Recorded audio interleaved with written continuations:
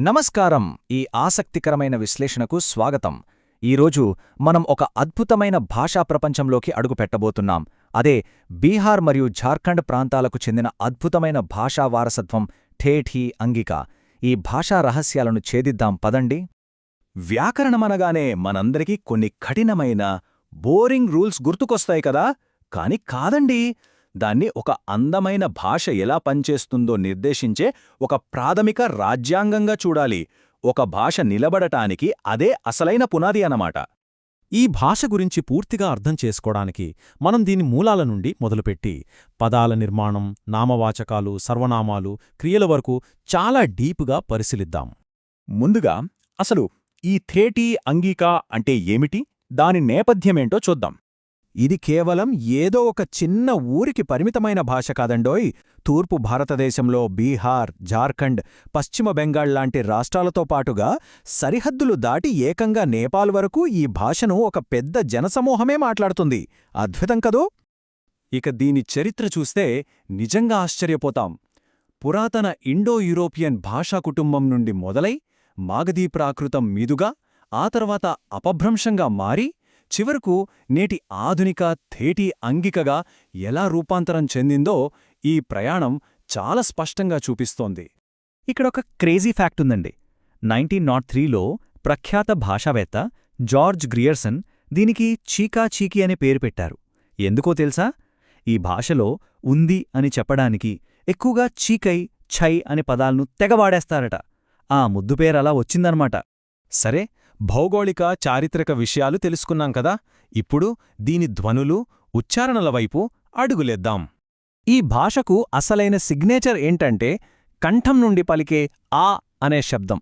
వినడానికి కొంచెం ఆ లాగా అనిపిస్తుంది. హిందీకి లేదా ప్రామాణిక మైథిలీ భాషలకు దీనికి ఉన్న మెయిన్ డిఫరెన్స్ ఇదేనని చెప్పొచ్చు. ఒక రకంగా ఇదే ఈ భాష ఆడియో ఫింగర్ ప్రింట్. ఇందులో భలే గమ్మత్తైన లక్షణం ఇంకొకటుంది. అదే విపర్యయ్ లేదా అక్షరాల మార్పిడి. అంటే పదాలలోని హల్లులను సరదాగా అటూ ఇటూ మార్చేస్తారన్నమాట. ఉదాహరణకు నది అనే పదం కాస్త పల్టీ కొట్టి లద్దీ అయిపోతుంది. భాషలో ఆడుకోవడమంటే ఇదేనేమో. మరి ఇలాంటి వెరైటీ సౌండ్స్ అన్నీ కలిసి అసలు పదాలను ఎలా తయారుచేస్తాయో తెలుసుకోవాలనుందా? నెక్స్ట్ మనం చూడబోయేది అదే. ఈ భాషలో పదాల నిర్మాణం ఎలా జరుగుతుందో ఇప్పుడు అర్థం చేసుకుందాం. ఈ భాషా పదజాలం అచ్చం మన పండుగ భోజనంలాగే ఒక అద్భుతమైన మిక్స్.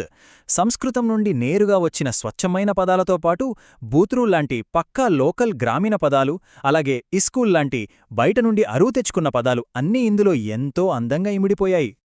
ఇక్కడొక ఇంట్రెస్టింగ్ పాయింట్ గమనించండి. వీళ్ల పదాల సిస్టమ్ 3 రకాలుగా సాగుతోంది.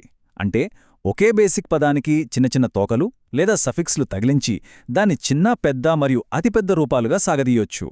పదాలైతే ఎలా తయారవుతాయో చూసాం. మరి నామవాచకాలు, లింగాలు, విభక్తుల సంగతేంటో ఒక లుక్కేద్దాం. ఇక్కడ జెండర్ లేదా లింగాన్ని గుర్తించడం చాలా సింపుల్ అండి. పుంలింగాన్ని స్త్రీలింగంగా మార్చాలంటే పదం చివర చిన్న మార్పు చేస్తే చాలు. చోట్కా అనే పదం సులువుగా చోట్కీగా మారిపోతుందన్నమాట. ఈ పదాలన్నింటినీ వాక్యంలో పర్ఫెక్ట్గా ఒకదానితో ఒకటి కలపడానికి వీళ్ళు ఏకంగా 8 వ్యాకరణ విభక్తుల సిస్టమ్ను వాడతారు. వాక్య నిర్మాణానికి ఇవే అసలైన కనెక్టింగ్ లింక్స్. నామవాచకాల గురించి బాగానే అర్థమైంది, కానీ మన రోజువారీ సంభాషణలో మనం ఎక్కువగా వాడేది సర్వనామాలే కదా. మరి ఆ సిస్టమ్ ఎలా పనిచేస్తుందో తెలుసుకుందాం.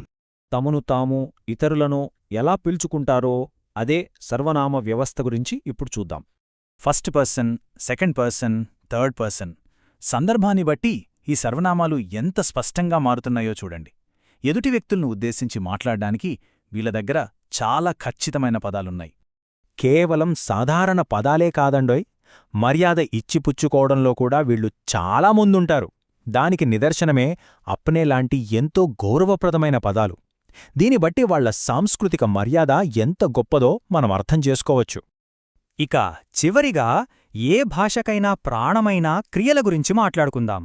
ఈ భాషకు క్రియలే అసలైన గుండెకాయ అని చెప్పాలి. ఎందుకంటే టైమ్, వ్యక్తులు, వినేవాళ్లతో ఉన్న రిలేషన్షిప్ని బట్టి ఈ క్రియలు చాలా డైనమిక్గా రంగులు మారుస్తుంటాయి. అవి మారే తీరు చూస్తే నిజంగా ముచ్చటేస్తుంది. ఈ అద్భుతమైన ప్రయాణాన్ని ముగిస్తూ ఒక మాట, ఏదో సాధారణ పల్లెటూరి భాష అనుకుంటే ఇందులో ఎంత డెప్త్, ఎంత పక్కా స్ట్రక్చరుందో చూశారు కదా. ప్రాంతీయ భాషల్లో ఉండే ఆ సంక్లిష్టత, ఆ అందం నిజంగా మనల్ని కట్టిపడేస్తాయి. అసలైన భాషా వైవిధ్యం అంటే ఇదేనేమో. మరి ఇలాంటి అద్భుతమైన భాషా రహస్యాలు మన చుట్టూ ఇంకెన్ని దాగున్నాయో కదా. కాస్త ఆలోచించండి. మీలో మరింత క్యూరియాసిటీని రేకెత్తిస్తూ ఈ విశ్లేషణను ముగిస్తున్నాను. మళ్ళీ కలుద్దాం.